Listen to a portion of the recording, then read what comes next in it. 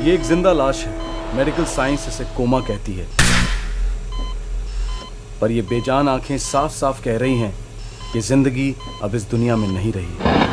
पर क्या इस दुनिया में चमत्कार हो सकते हैं? क्या निकली हुई सांस पलटकर वापस आ सकती है? क्या जिंदगी एक लाश पर दोबारा दस्तक दे सकती है?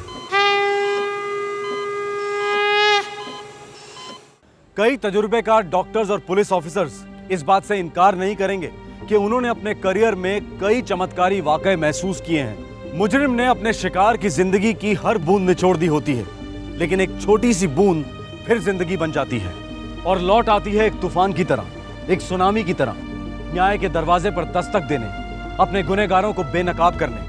आज का केस कुछ ऐसा ही है, अद्भुत और चमत्कारी। फरवरी 2010, अहमदाबाद, गुजरात।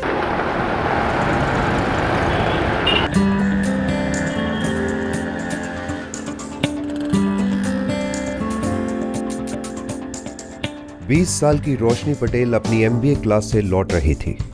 शाम का वक्त था। शहर अहमदाबाद, गुजरात।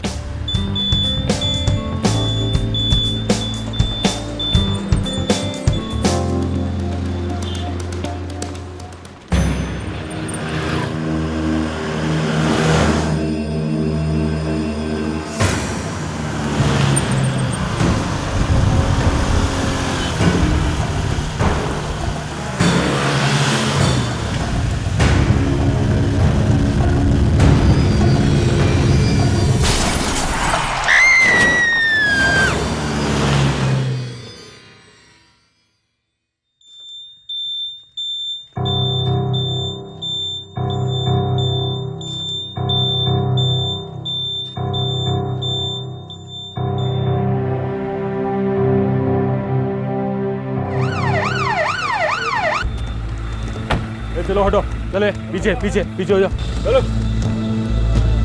सर, सांस लगभग नहीं है। मतलब जिंदा है। एम्बुलेंस कहाँ है? आती होगी सर।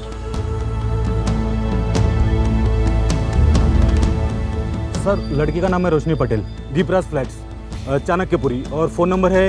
वालों को इन्फॉर्म करो जल्दी। जी सर।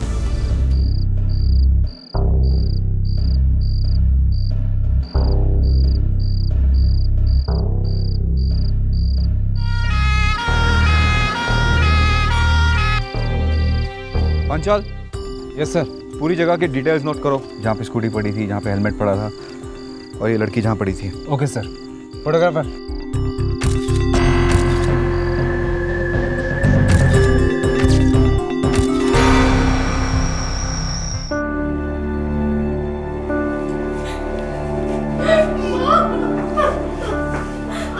हादसे के बारे में सुनते ही रोशनी पटेल का पूरा परिवार अस्पताल पहुंचा।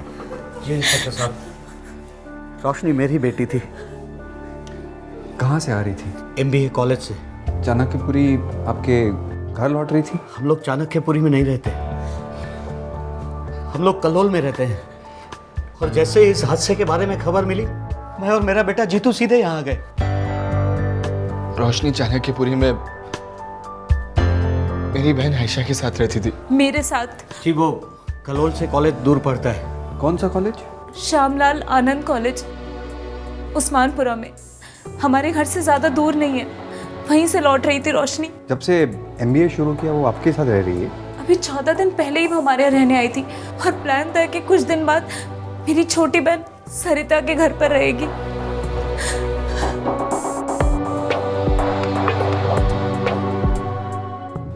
रोज इसी वक्त लौटती थी? जी हाँ, वो टाइम की बिल्कुल परफेक्ट थी। सुबह टाइम पर वो घर से निकलती थी और शाम में टाइम पर ही घर वापस आती थी। बाय दीदी, बाय जीजू। ओए रोशनी, संभल के चलाना, स्कूटी है, रॉकेट नहीं, समझी ना? हाँ जीजू, लेकिन बैलगाड़ी भी तो नहीं है ना। डोंट वरी जीजू, मेरे पास सेफ्टी है। Bye bye. इससे पहले कभी भी इसका कोई एक्सीडेंट नहीं हुआ था, ये डेली का रूट था। शायद एक्सीडेंट ना हो। ये क्या कह रहे हो?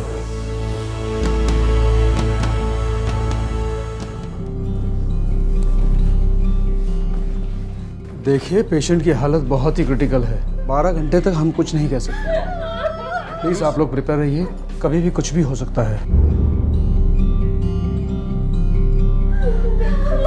डॉक्टर साहब उसे होश कब तक आ जाएगा? इंस्पेक्टर साहब, होश आ जाएगा तो फिर बहुत बड़ी बात हो जाएगी। वैसे कोशिश जारी है।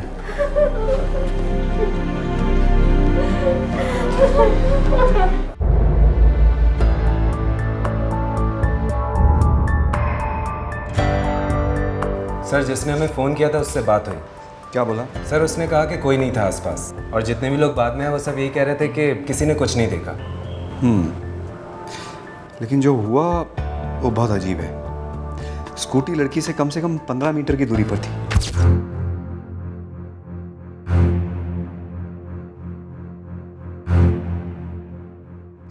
हेलमेट किसी तीसरी दिशा में पड़ा हुआ था, वो भी काफी दूर।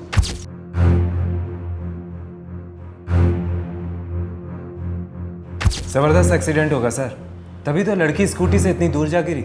अगर इतना जबरदस्त फटका पड़ा होता तो लड़की के शरीर में भी घाव गहरे होने चाहिए थे। ये एक्सीडेंट हुआ नहीं है, करवाया गया। एक्सीडेंट था या कुछ और था, ये तो सिर्फ रोशनी बता सकती थी, और रोशनी बताने की हालत में बिल्कुल भी नहीं थी।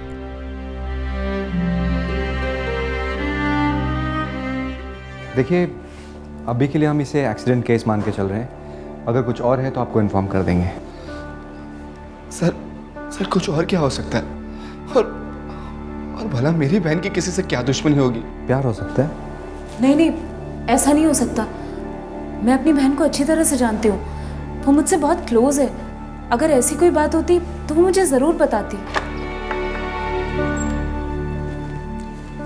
सॉरी, पेशेंट को अभी तक होश नहीं आया है। ब्रेन हेमरेज होने के कारण पेशेंट कोमा में जा रही है।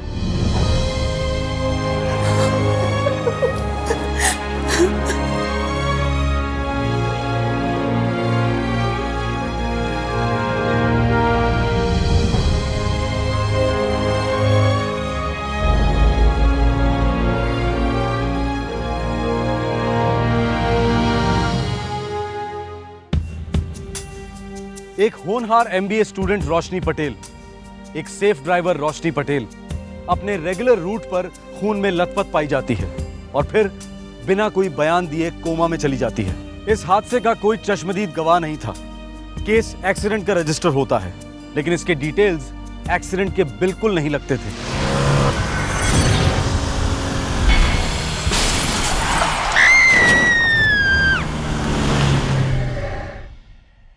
उस शाम की असलियत सिर्फ रोशनी की जुबान से पता चल सकती थी, लेकिन उसकी जुबान उस वक्त बिल्कुल बेजान थी और जान के लौटने की उम्मीद लगभग जीरो। रोशनी 24 फरवरी 2010 को कोमा में गई। 3 महीने बीत गए। हॉस्पिटल्स बदले, डॉक्टर बदले, पर रोशनी की हालत नहीं बदली।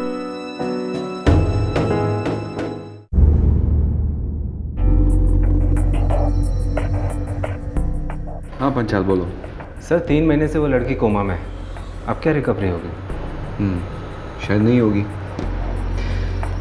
अब इस केस को भी कोमा में नहीं रख सकते ना। क्लोज कर दो केस को। ओके सर, मैं एनसी रजिस्टर करता हूँ। Accident case undetected. ठीक है। ये डॉक्टर ने जो रोशनी की फाइल में दवाइयाँ लिखी है, उसमें ये वाली दवाई जो है ना, कोमा की हालत में रोशनी को घर लाया गया। अब उसकी माँ, भाई और बहनें उसकी देखभाल करने लगे। दुनिया भर में पापी लोग पाप करके मजे में घूम रहे हैं, और भगवान ने मेरी बेटी के साथ ये क्या कर डाला।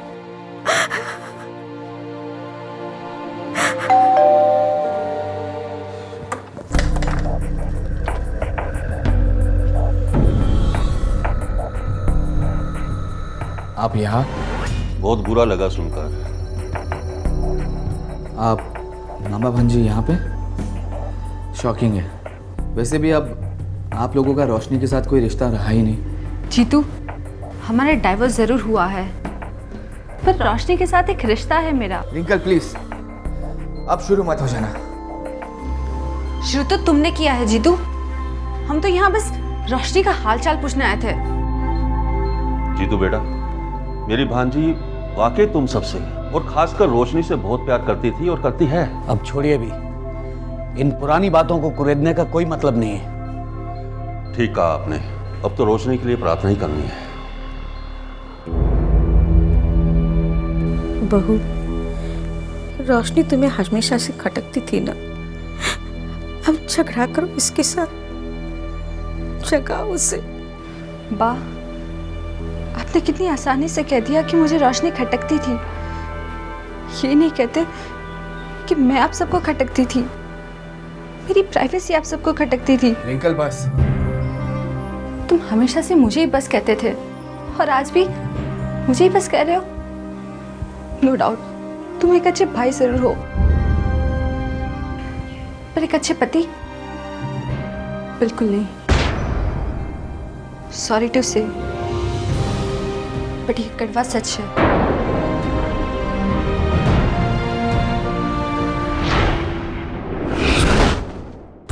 रोशनी ना तो बच्ची है, ना मैं उसकी नौकरानी हूँ, फिर मैं उसका सारा काम क्यों करूँ? रिंकल तुम ऐसे बात नहीं कर सकती। ओके, ऐसे बात नहीं करूंगी, पर मैं तुम्हारी बहन का काम भी नहीं करूंगी। भाभी, अगर आपको घर का काम नहीं करना है तो आप मत कीजिए, लेकिन आप मुझे सब में मत घसीटिए प्लीज। हेलो स्वीटी, तुम्हें इसमें बीच में क्यों नहीं लाऊं? तुम्हारे हिस्से का सारा काम आप मुझ पर थोप देती है, क्या गलत कर रही हूँ मैं? भैया आप कुछ बोलिए ना। रिंकल, अगर तुम थोड़ा ज्यादा काम कर लोगी तो तुम पे कोई आसमान ही टूट पड़ेगा। एग्जैक्टली, तुम्हारी छोटी बहन छोटे छोटे काम भी करेगी तो उसकी नाजुक उंगलियां टूट नहीं जाएगी। बिगाड़ कर रखा है तुम सबने इसे। रिंकल तुम हद से ज्यादा बोलो, अब एक शब्द भी बोला ना तो। क्यों ना बोलूं? इस घर में मेरी कोई औकात नहीं है क्या? अगर तुम्हें इस घर से इतनी प्रॉब्लम है तो तुम चली क्यों नहीं जाती? Please leave.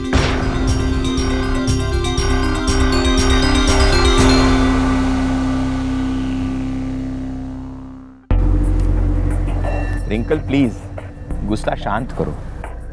बापू, ये कितना इंसल्टिंग है। जीतू हमेशा रोशनी की साइड लेता है, मैं उसकी पत्नी हूँ। वही तो बेटा, तुम उसकी पत्नी हो। रोशनी तो साल 2 साल में शादी करके अपने घर चली जाएगी। तुम्हें तो जितेंद्र के साथ पूरी जिंदगी बितानी है। तुम चाहो तो हम लोग जीतू को अलग से समझा सकते हैं, हम सब तुम दोनों का भला चाहते हैं। जीतू बेटा, तुम समझदार हो, तुम्हें समझना चाहिए रिंकल के भी कुछ अरमान है, कुछ इच्छाएं हैं। पता है उसकी इच्छा क्या है? वो मुझे और मेरी फैमिली को अपनी उंगली पे नचना चाहती है, और जो मैं होने नहीं दूंगा। ऐसी बात नहीं है जीतू, रिंकल की बड़ी अच्छी परवरिश हुई है। हाँ क्यों नहीं, हम तो 2 टके के हैं ना। तुम ऐसी बात ही क्यों कर रहे हो? रिंकल और रोशनी दोनों जवान लड़कियां हैं और दोनों तरफ से 19-20 गलतियां होती होंगी। मेरी बहन और मेरी बीवी दोनों मेरे सामने, उनमें कौन सही है कौन गलत ये मुझे अच्छी तरह पता है। देखो जीतू, वैसे तो मैं बाहर वाला हूँ, लेकिन तुम दोनों की फैमिलीज को अच्छी तरह जानता हूँ। मैं क्या बोलता हूँ कि तुम और रिंकल कुछ दिनों के लिए अगर अलग रहोगे तो शायद सबके लिए अच्छा होगा। पता है अच्छा क्या होगा? आप बाहर वाले हो तो बाहर ही रहिए, मुझे ये फालतू की सजेशन मत दीजिए। जीतू, तुम जो ये इस तरह से बात कर रहे हो, ये तो बड़ों के साथ बदतमीजी हुई ना। ये रोशनी भी हमारी रिंकल के साथ ऐसे ही पेश आई होगी। ओके, तो ठीक है, आप अपनी दूध की धुली हुई रिंकल को अपने पास रखिए, लेकिन मुझे माफ कीजिए, मुझे अकेला रहिए। जीतू बेटा, ये नहीं पापा, आई वॉन्ट डाइवोर्स। क्या?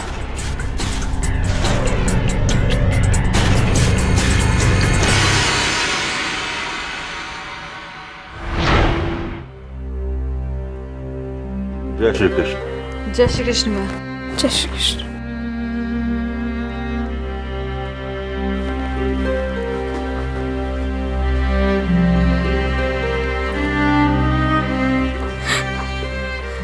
नजर लगाई मेरी बच्ची को, जरूर इसने कुछ किया होगा।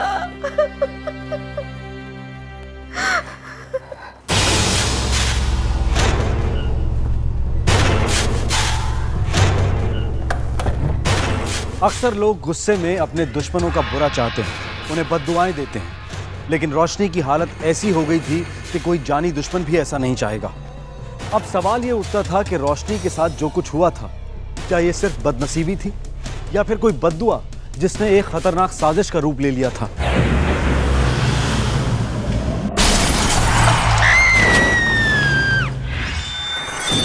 दिन पर दिन गुजर गए, लेकिन रोशनी की हालत में कोई सुधार नहीं हो रहा था। टकटकी लगाए एक जिंदा लाश के जैसे वो बिस्तर पर कोमा की हालत में पड़ी हुई थी।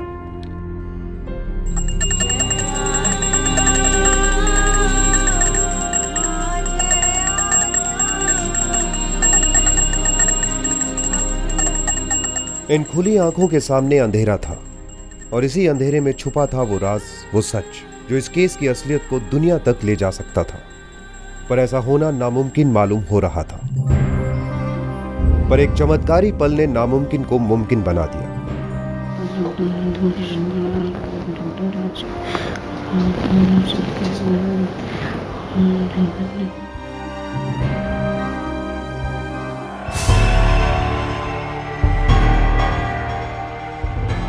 रोशनी, रोशनी, रोशनी, अजय सुनते हो? जीतू, सब जन यहाँ आ जाओ।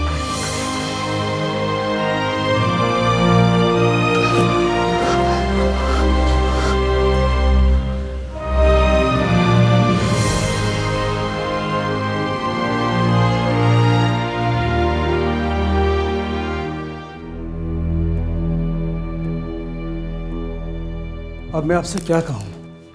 मैंने पढ़ा था कि ऐसा हो सकता है, पर कभी होता नहीं। और आज मेरी आंखों के सामने ये सब हुआ। रोशनी के साथ जो कुछ भी हुआ, it's nothing but miracle. Doctor, पर ये ठीक हो सकती है ना? फिलहाल तो ये स्टेबल है, लेकिन 2-4 दिन हमें ऑब्जर्व करना होगा। रोशनी दोबारा कोमा में नहीं जानी चाहिए।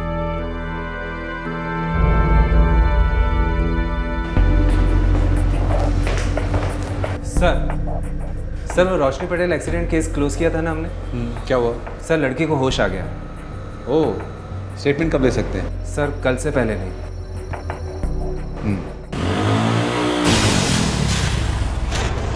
This time around he didn't try to hit the ball. क्या मारा? Just handled it. He knew what to do. आप लोगों को कुछ पता चला? जीतू की बहन कोमा से बाहर आ गई है। शुभ बात करो सर। सच में? सच में। ये तो चमत्कार हो गया। चलो बधाई देकर आते हैं। अबे रेवे दोनों मोटा भाई, अभी हमें उन लोगों से कोई लेना देना नहीं है और अपनी रिंकल भी उस जीतू को भूल चुकी है। हाँ वो बात भी है, अपनी रिंकल के साथ जीतू ने गलत किया था। याद करो रोशनी, अपने दिमाग पर थोड़ा जोर डालो प्लीज। तुम स्कूटी पर थी, अपने कॉलेज से घर लौट रही थी। सोचो सोचो प्लीज।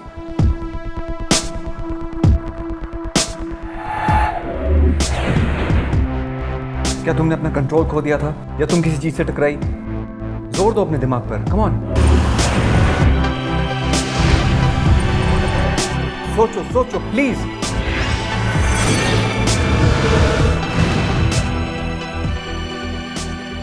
अपने दिमाग पे थोड़ा जोर दो। कम ऑन रोशनी, सोचो। सर वो मुश्किल से हमें पहचानती है, तो वो एक्सीडेंट कहाँ से याद कर पाएगी?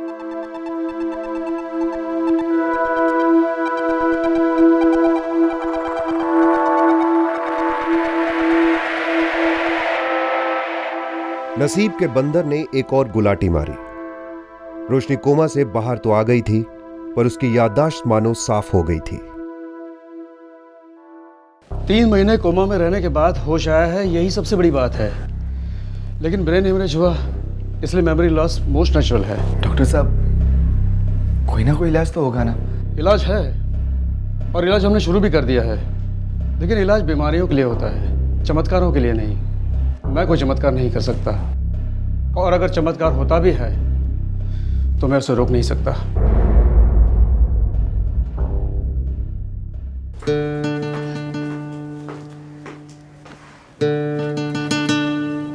रोशनी बेटा, लो चाय लो।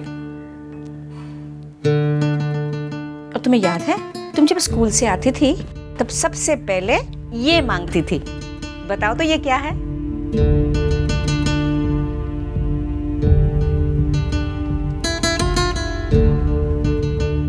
बेटा खाकरा है, तुम्हें पसंद है ना?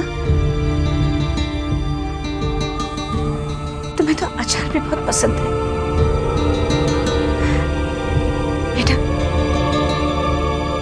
याद है तूने पहली बार वो स्कूटी जब भैंस में ठोकी थी?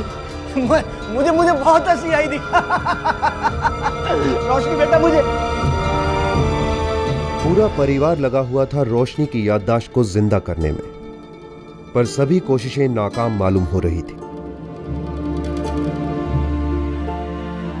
एक हादसा, एक चमत्कार।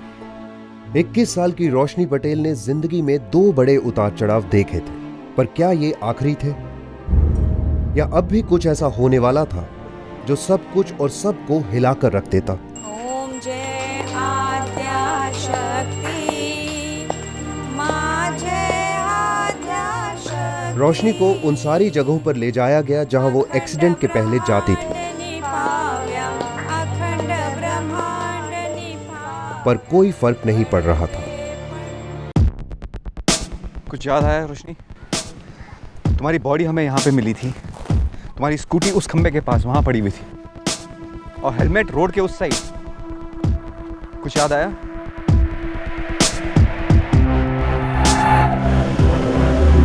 तुम्हारी गाड़ी स्किड हुई थी क्या, या तुम किसी गाड़ी से टकराई थी? किस तरफ से आ रही थी गाड़ियां? इस तरफ से गाड़ियां आई थी या पीछे से?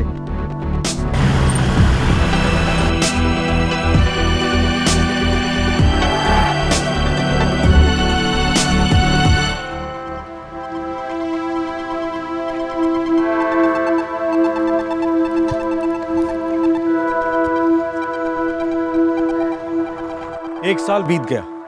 हादसे के बाद 3 महीने का बेजान कोमा, और कोमा के बाद 9 महीने की बेजान याददाश्त। तकदीर शौक पर शौक देती जा रही थी। ऐसा लग रहा था मानो रोशनी चलती फिरती लाश बनकर रह जाएगी, लेकिन हुक्म का इक्का अभी आना बाकी था।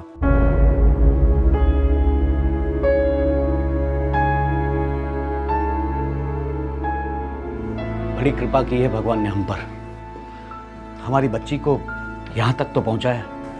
मैं तो भगवान से यही कहूंगी कि जैसे पहले थी वैसे ही बना दे मेरी बच्ची को। ऊपर वाला परीक्षा ले रहा है हमारी और हमारी बेटी की।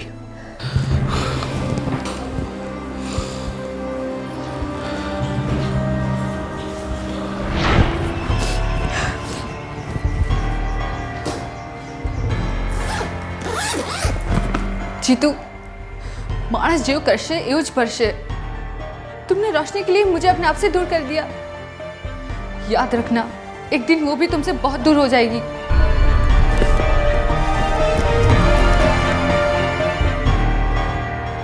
और हाँ, जितना मैं तड़पी हूं उससे ज्यादा रोशनी तड़पेगी, वादा है।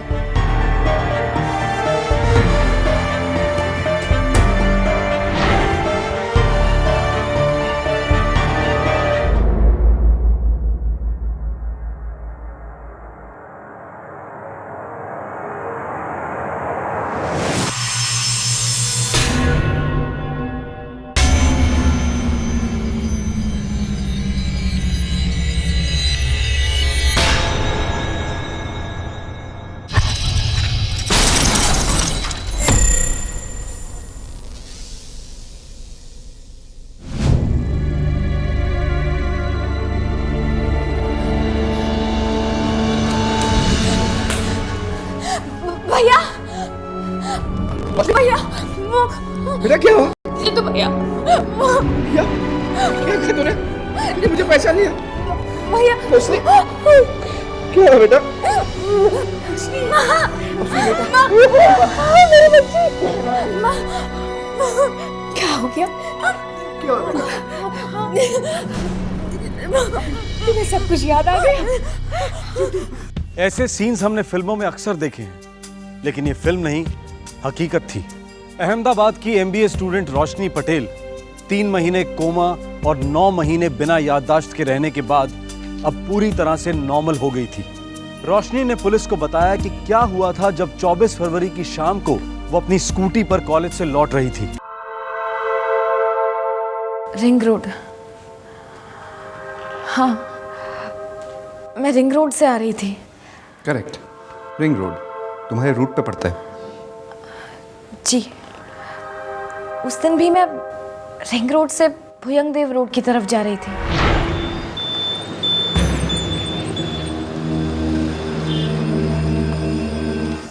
स्कॉर्पियो गाड़ी थी। मुझे लगा शायद ऐसे ही पास आ रही है, पर धीरे धीरे और पास आने लगी, और पास। मुझे बहुत टेंशन हो रही थी।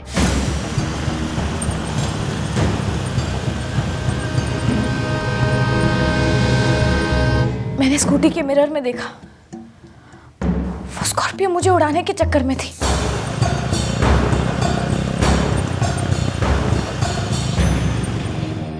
मैंने तुरंत एक्सेलरेट किया।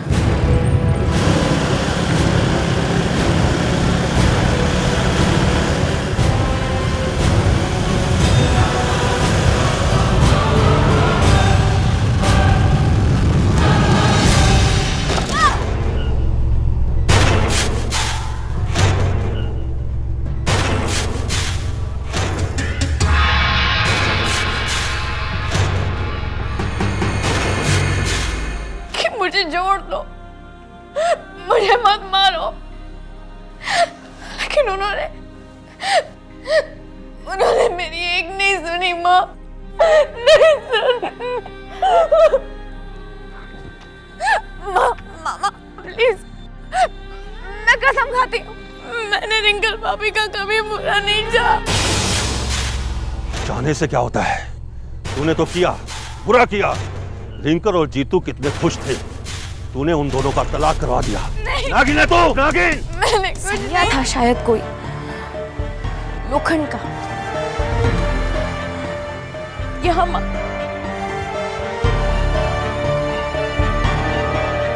लगता है ठीक हो गया। हाँ बेटा, अब पूरी तरह से ठीक हो गया है। कमाल है, इतनी जोर से मारा था माँ, एक रात में ही ठीक हो गया। एक रात में कहाँ बच्चा? अच्छा, 2-3 रातों से बेहोश हूँ क्या मैं? हाँ रोशनी, ऐसा ही समझ ले। हम भी ये 1 साल को 2-3 दिन ही समझ लेंगे। क्या 1 साल? कलोल पुलिस स्टेशन को इन्फॉर्म करो, चारों को हिरासत में लो। Okay sir.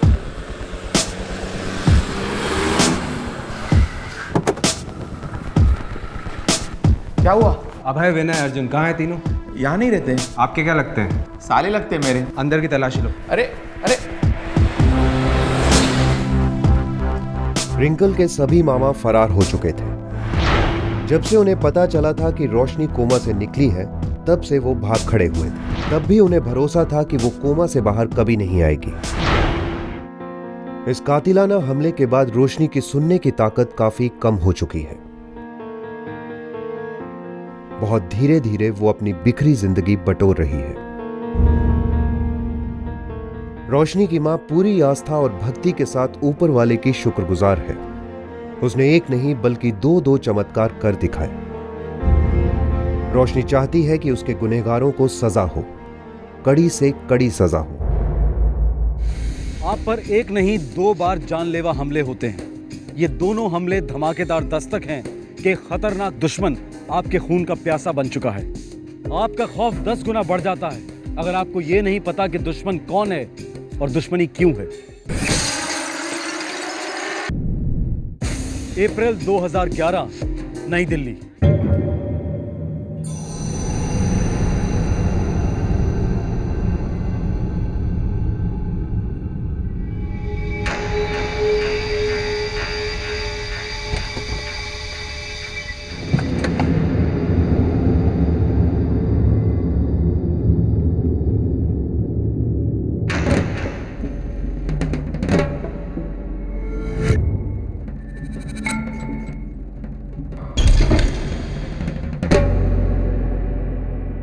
सुबह ठीक 7 बजे डॉक्टर अविनाश की ड्यूटी खत्म होती है।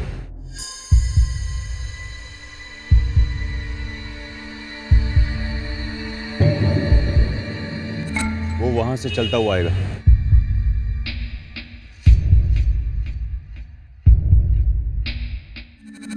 और वहां अपनी मोटरसाइकिल के पास आएगा। वो रहा डॉक्टर अविनाश।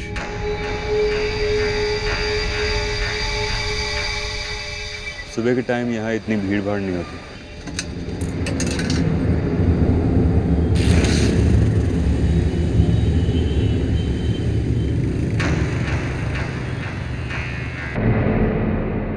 ये 25,000 एडवांस।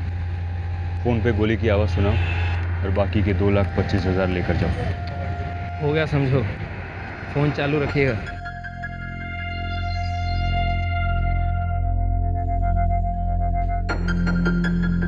कल सुबह इस वक्त तक डॉक्टर अविनाश इस दुनिया में नहीं होना चाहिए।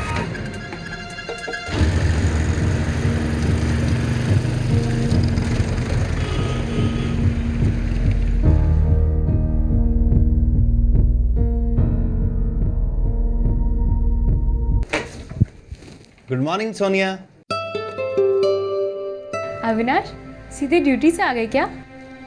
नहीं, तुम्हारे घर गया था, तुम्हारे डैडी ने कहा कि तुम यहाँ हो तो सीधे यहाँ पर आ गया। एक्चुअली एक पुराना पेशेंट है, उसे अर्ली अपॉइंटमेंट चाहिए थी, इसलिए मुझे जल्दी आना पड़ा। तो डॉक्टर साहिबा, हम भी तो आपके पुराने पेशेंट हैं, हमें अपॉइंटमेंट कब मिलेगा? देखो 7 फेरों में सिर्फ 7 मिनट लगते हैं। अविनाश, एक दूसरे को हम 15 सालों से जानते हैं, बहुत अच्छे से समझते भी हैं, तो फिर इन 7 फेरों से क्या बदल जाएगा? फर्क तो पड़ेगा सोनिया जी। जैसे कि सुबह की पहली चाय मैं तुम्हारे हाथ की पी सकता हूँ। तो 1 कप चाय के लिए आप शादी करना चाहते हैं? ये क्या लॉजिक हुआ? चाय तो मैं अभी ऑर्डर कर देती हूँ, करूँ? एक छोटी सी बेटी भी ऑर्डर कर देना, खूबसूरत सी, बिल्कुल तुम्हारे जैसी। अच्छा अविनाश, मैं 4 दिन के लिए लखनऊ जा रही हूँ, एक कॉन्फ्रेंस अटेंड करने। जब मैं लौटूंगी तुरंत शादी कर लेंगे, पंडित को बुक करो। अविनाश, जब मैं लौटूंगी तब हम डिसाइड करेंगे क्या करना है, कैसे करना है। ओके? क्या करना है? शादी करनी है बस, और आइडियली अभी करनी है। पता नहीं लखनऊ की कॉन्फ्रेंस में तुम्हें कोई हीरो मिल जाए और तुम मुझे पहचानो भी ना। 4 दिन बाद। ओके? प्रॉमिस? पक्का प्रॉमिस। तो डॉक्टर साहिबा, इस प्रॉमिस पर तो एक मोहर लगनी चाहिए।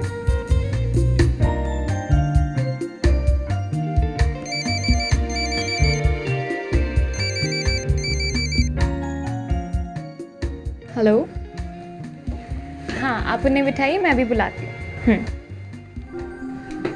आपको जाना पड़ेगा, वरना मेरे पेशेंट ये सोचेंगे कि 2 डॉक्टर क्लिनिक के अंदर क्या क्या करते हैं। क्या क्या करते होंगे? अविनाश जाओ ना। ओके बाबा, बाय बाय। एक तरफ डॉक्टर अविनाश एक खूबसूरत फ्यूचर की प्लानिंग कर रहे थे अपनी होने वाली पत्नी डॉक्टर सोनिया के साथ, पर दूसरी तरफ एक और प्लानिंग हो रही थी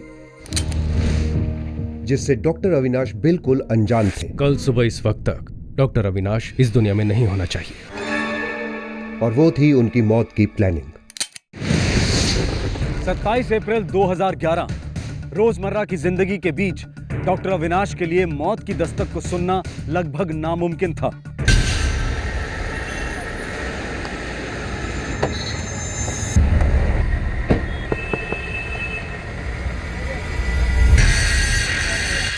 हेलो, मनीष जी का नंबर है इसमें। घोड़ा दबाने से पहले उनको फ़ोन करियो, गोली की आवाज़ सुनना चाहते हैं। सुना दूंगा।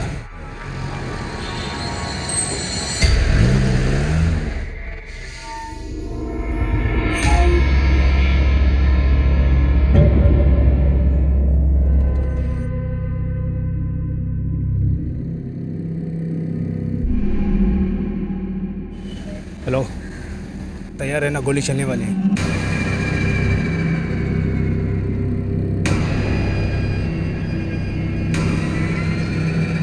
और पहली गोली मैं चलाऊंगा। अगर मैं चूक गया ना तो तू चलाना दूसरी। ठीक है।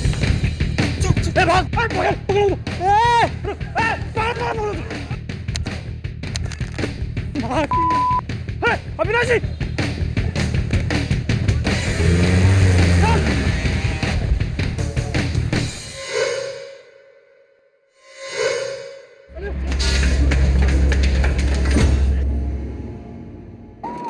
और पुलिस को भी फौरन सारी जानकारी दी गई।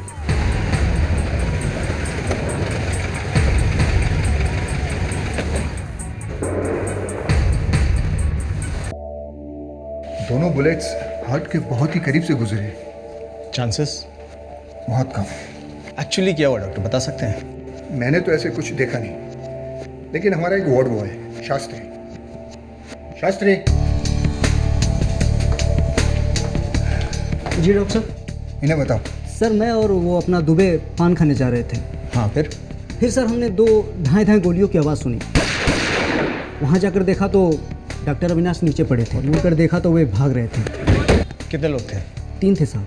कहाँ भाग रहे थे? उनकी एक अपनी गाड़ी खड़ी थी। फिर क्या हुआ?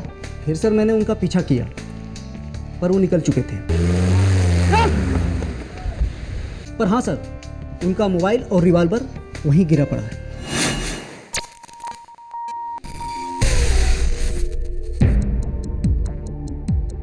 सेल फोन अभी भी एक्टिव है। इस मोबाइल की हमें ज़रूरत पड़ेगी, सर्वेलेंस के लिए भेज।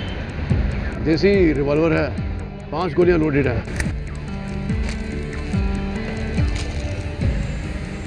डॉक्टर अविनाश का ब्रेक सही पर है, मतलब यानी कि वो घर निकलने की तैयारी में है। 2 गोलियां चली हैं। इस बरामद रिवॉल्वर में 5 गोलियां। इसका मतलब 2 अलग अलग बंदूकों से फायरिंग हुई थी। सर डॉक्टर अविनाश के माँ बाप आ गए हैं। ठीक है, ये मोबाइल अभी भी एक्टिव है, सारी डिटेल्स निकालो तो। देखिए हम अपनी तरफ से हर कोशिश कर रहे हैं, लेकिन ये आप लोग ये बात अच्छी तरह समझ लीजिए कि खून काफ़ी बह चुका है।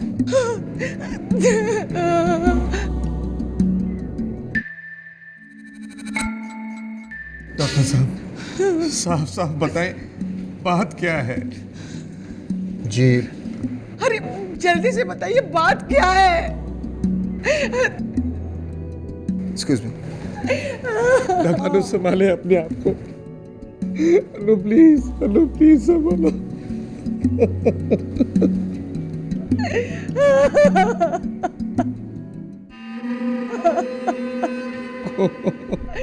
मेरा बच्चा, हे भगवान।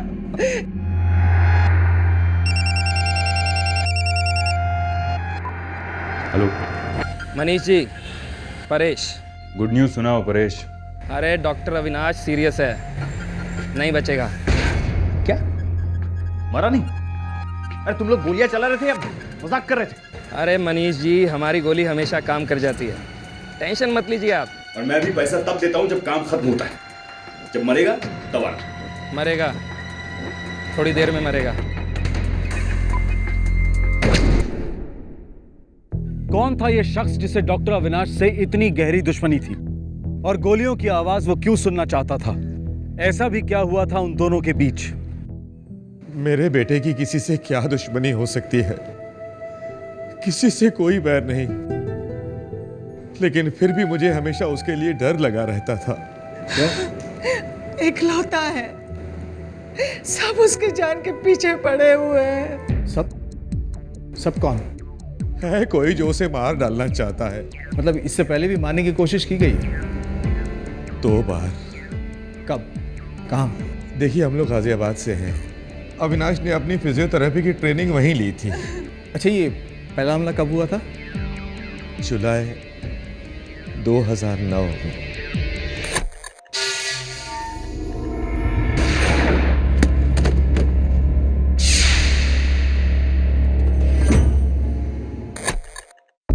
और ये दूसरा हमला?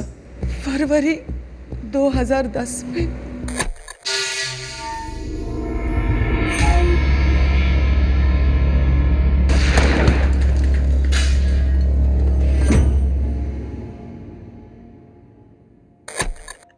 ये डॉक्टर सोनिया कौन है? अविनाश की बचपन की दोस्त है। वो हमारी होने वाली बहू है। सूर्य प्रकाश जी, क्या कहा डॉक्टर ने? कुछ नहीं कहा, शायद सब खत्म। शुभ शुभ बोलिए भाई साहब, कुछ नहीं होगा अविनाश को। आपका परिचय? ये सोनिया के माता पिता हैं। हमने सोनिया को इन्फॉर्म करने की कोशिश की, पर उसका मोबाइल स्विच ऑफ आ रहा है। कहाँ है वो? वो लखनऊ में है, सेमिनार में गई है। अच्छा, पिछले 2 हमलों की इन्वेस्टिगेशन गाजियाबाद पुलिस ने की ही होगी। की थी, लेकिन कोई फायदा नहीं हुआ। आपकी किसी से कोई पुरानी दुश्मनी नहीं है? बताइए ना, अरे बताइए ना। सूर्यप्रकाश जी बताइए। वो हमारी एक छोटी सी पुश्तैनी जमीन थी। सोनी अब तुम ही समझाओ इन्हें। मैं सारा दिन घर पर नहीं बैठ सकता। अगर उन लोगों को मुझे मारना ही होगा तो यहाँ पर भी आकर मार सकते हैं। नहीं नहीं बेटा, शुभ शुभ बोल। अगर तुझे कुछ हो गया तो हमारा क्या होगा? मम्मा, अगर पापा वो ज़मीन बेच देंगे तो ये अटैक्स बंद हो जाएंगे और किसी की भी जान को कोई खतरा नहीं होगा।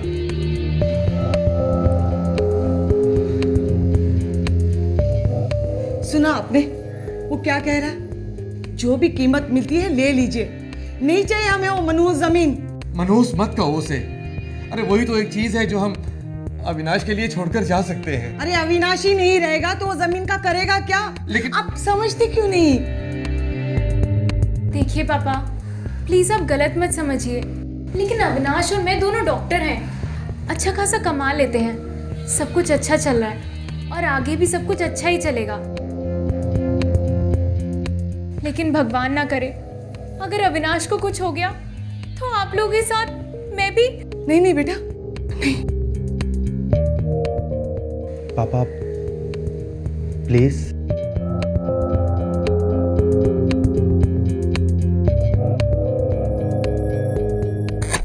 छह पुश्तों की जमीन थी, बेच दी। सोचा अब तो वो लोग अविनाश को अकेला छोड़ देंगे, लेकिन देखिए क्या हाल किया है मेरे बच्चे का। Rahman, Rahman, 2 oxygen cylinder OT में चाहिए, जल्दी, इमरजेंसी है। क्या हुआ? क्या हुआ?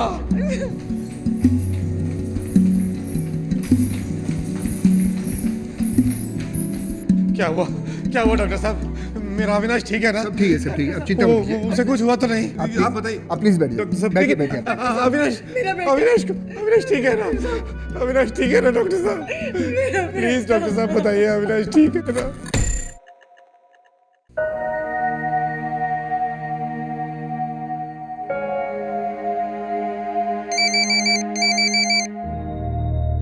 हाँ पापा। कब से ट्राई कर रहा हूँ बेटा, कहाँ हो तुम? यहाँ अविनाश को किसी ने गोली मार दी बेटा। क्या? वो जिंदा तो है? बहुत सीरियस है बेटा। पापा मैं अभी निकलती हूँ, मैं बस आ ही रही हूँ। आजा बेटा, जल्दी आजा।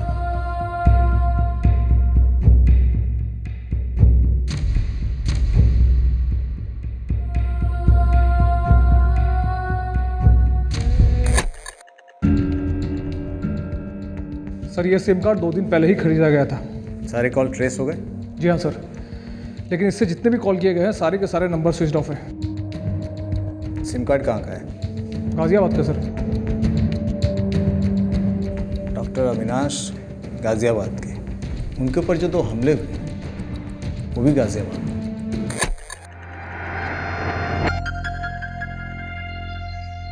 श्रुति, मैं 3-4 दिन के लिए नैनीताल जा रहा हूँ, तो बाहर पेशेंट्स के लिए बोर्ड लगा देना। जी डॉक्टर। शूट आउट को 2 दिन बीत चुके थे। डॉक्टर अविनाश वेंटिलेटर पर जिंदगी और मौत के बीच झूल रहा था और उसके हमलावर और हमले का मास्टरमाइंड खुलेआम घूम रहे थे। पुलिस पूरी फोर्स के साथ तहकीकात कर रही थी और आखिरकार एक सुराग मिला। सर यह नंबर किसी वरुण का है, गाजियाबाद का हिस्ट्री शीटर है। पता मिला? Yes sir. चल गाड़ी निकाल।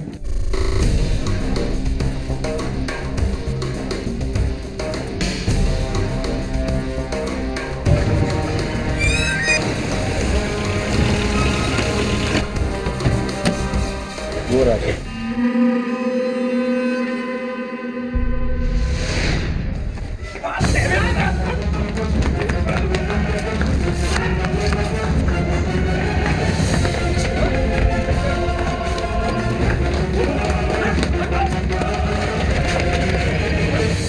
इस अटेम्प्टेड मर्डर की पहली कड़ी अब पुलिस के हाथ लग गई थी। साहब मुझे बोला गया था ये काम करने के लिए। क्या बोला? किसने बोला? अरे साहब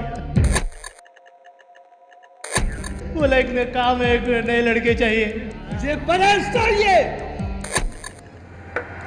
मनीष साहब पिछले 2-3 दिन से वेंटिलेटर पर है, गारंटी है नहीं बचेगा। मुझे मत समझाओ कि मैं क्या समझता हूँ, बस तुम इतना समझ लो कि अविनाश अभी जिंदा है। कॉन्ट्रैक्ट उसे मारने का हुआ था, जब वो मर जाए तब फोन करना।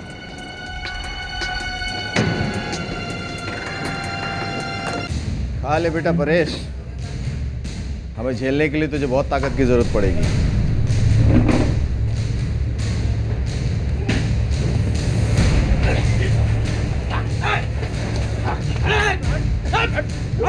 बोला था ना, खा ले, बहुत ताकत की जरूरत पड़ेगी। सीधा बोलेगा या बम्बू के बाद बोलेगा? साहब मैंने तो सुपारी ली थी। कौन है तेरा पान वाला? मनीष कुमार। डॉक्टर अविनाश को क्यों मारना चाहते हैं? ये एक सवाल हम कभी नहीं पूछते, आप तो समझते हो साहब। अपनी समझ को अपने हलक में डाल के रख, ना उखाड़ के फेंक दूंगा। सर, इसने जो लास्ट नंबर डायल किया वो स्विच ऑफ है। डॉक्टर मनीष का नंबर है? जी साहब, लेकिन वो नंबर बदलता रहता है साहब। तुझे कैसे मिलता है नया नंबर? मुझे वो बार बार फ़ोन करके पूछता रहता है, डॉक्टर अविनाश मरा के नहीं, मरा के नहीं। रहता कहाँ है? घर का नहीं पता साहब, दवा खाने का मालूम है। गाजियाबाद में? आपको कैसे पता साहब? बाप है।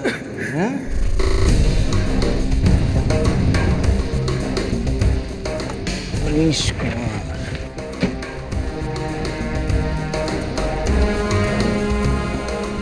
सभी मरीजों को सूचित किया जाता है कि डॉक्टर मनीष कुमार दिनांक 3 मई 2011 तक किसी आवश्यक कार्य होने की वजह से क्लिनिक में नहीं आ पाएंगे। अतः 3 मई 2011 तक क्लिनिक बंद रहेगा। क्लिनिक है तो कंपाउंडर भी होगा। 6 महीने से काम कर रही हूँ सर। तुम्हारा बॉस कहाँ है? नैनीताल। क्यों? सर कल ही उनकी शादी हुई थी तो वो हनीमून के लिए गए हैं। अच्छा, बता सकती हो कैसे गए? कार से। नंबर याद है? DL। लिख कर दो। किसी से कुछ कहने की जरूरत नहीं, समझी? जी।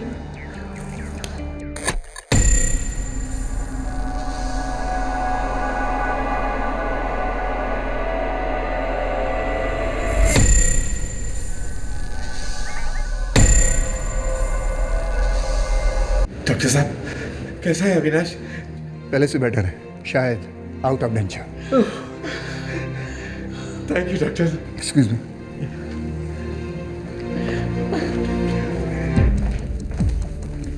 सूर्य प्रकाश जी। इंस्पेक्टर साहब, पता चल गया। अच्छा, कौन है? है कोई? डॉक्टर कुमार, डॉक्टर मनीष कुमार, जानते हैं?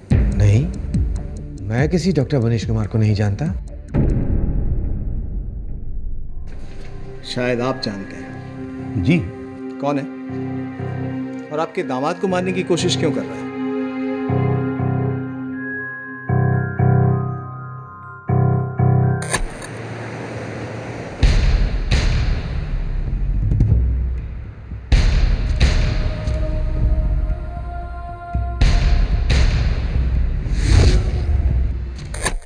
डॉक्टर मनीष कुमार मेरी बेटी का दोस्त है, अच्छा दोस्त है। अच्छे दोस्त ने काम अच्छा नहीं किया। सुमेर जी, आप कुछ बोलते क्यों नहीं? तुम पागल तो नहीं हो गई हो? तुम और अविनाश एक दूसरे को बचपन से चाहते हो, पसंद करते हो, एक साथ खेले कूदे हो और हमारे परिवार भी एक से हैं। फिर ये क्या पागलपन है बेटा? तुम समझाओ इसको।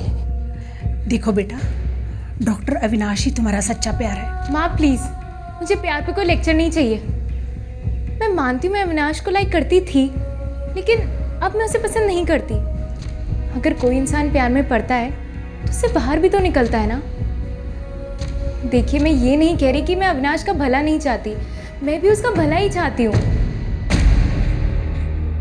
लेकिन मेरा भला सिर्फ डॉक्टर मनीष के साथ है।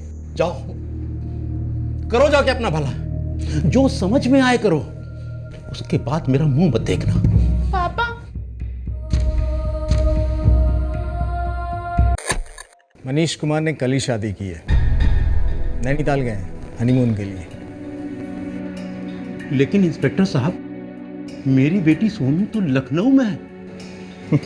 सेमिनार में गई थी और वो किसी भी वक्त यहाँ पहुँच सकती है। वो यहाँ नहीं पहुँचेगी सुमेर जी, क्योंकि आपकी बेटी कुछ ज़्यादा ही पहुँची हुई है। हमें ये लगता है कि डॉक्टर अविनाश को मारने की कोशिश में डॉक्टर मनीष कुमार और डॉक्टर सोनिया यानी कि आपकी बेटी भी शामिल है।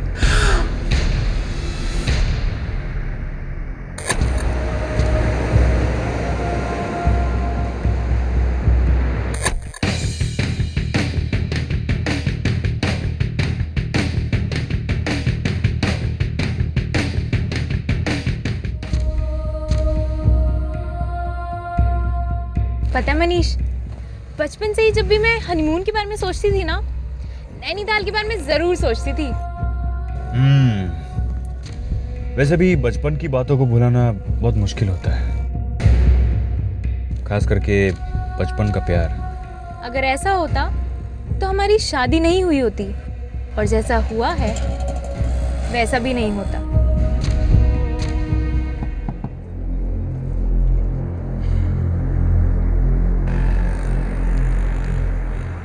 डॉक्टर कुमार जी, आपके साथ डॉक्टर सोनिया।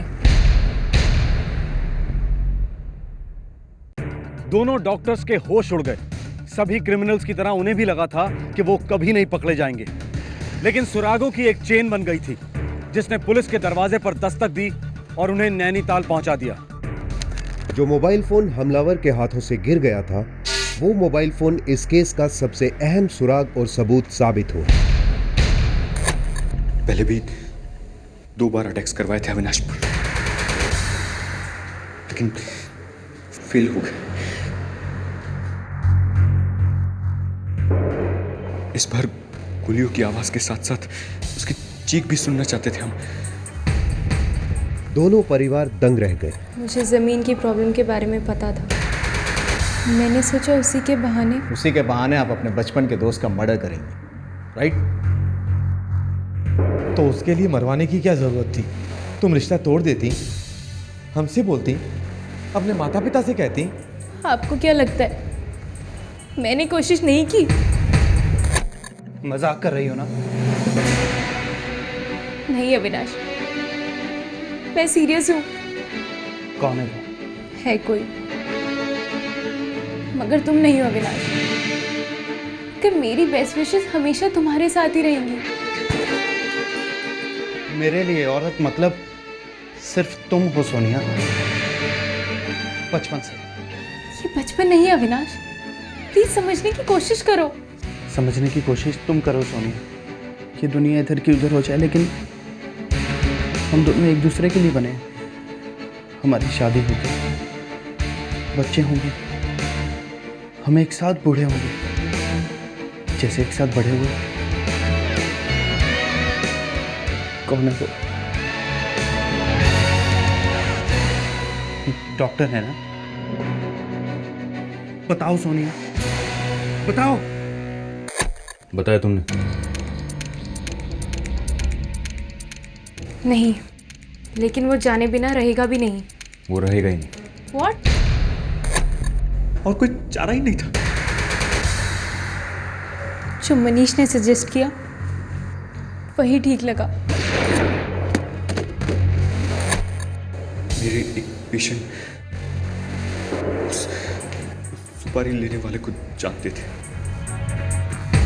पहली बार में ही हो जाता, लेकिन नहीं हुआ। जब दूसरी बार भी नहीं हुआ तो बहुत फ्रस्ट्रेशन हुआ। तीसरी बार हम उसकी चीखें सुनना चाहते थे, उसे मरा देखना चाहते थे। ये शूटर्स नए थे, इसलिए उनके साथ प्लानिंग में मैं भी शामिल हुआ। इस बार अविनाश को मारना ही था। गोली की आवाज हमारे लिए मानो शहनाई थी।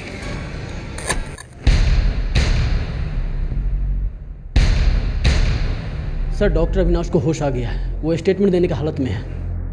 चलो।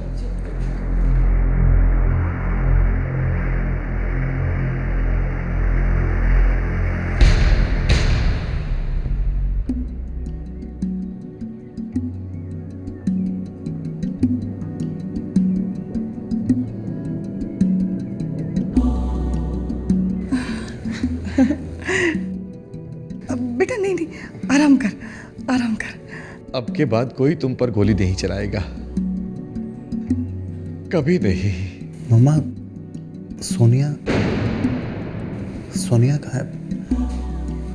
वो क्यों नहीं आई? बेटा अब तुम आराम करो, हम बाद में बताएंगे। हाँ, इस केस में जुर्म ने एक नहीं बल्कि कई दस्तक दी थी। डॉक्टर सोनिया ने जब किसी और से प्यार होने की बात कही थी तो वो एक साफ और मजबूत दस्तक थी। प्रॉपर्टी के नाम पर जब 2 बार अटैक्स हुए वो भी एक दस्तक थी कि कुछ गड़बड़ है, छानबीन होनी चाहिए, लेकिन नहीं हुई। सब कुछ फेस वैल्यू पर लिया गया। हम सबको अपनी आंखें और कान खुले रखने चाहिए क्योंकि जुर्म और मुजरिम हमारे बीच ही है और कभी कभी बहुत ज्यादा करीब। हर जुर्म दस्तक देता है, गौर से सुनिएगा, जानें बच सकती हैं। फिर मिलेंगे, तब तक के लिए अपना ख्याल रखें, सुरक्षित रहें। जय हिंद।